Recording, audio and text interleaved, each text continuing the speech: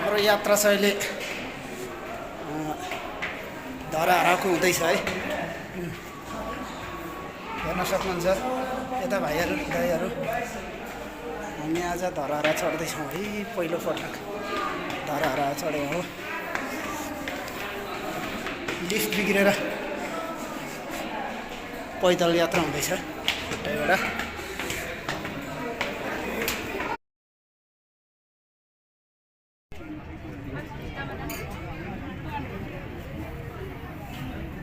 अनि त्यसले कभर हान्छ त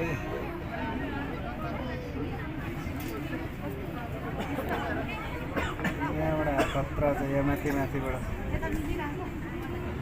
कहाँ गयो दिलीप दाईको पट्टि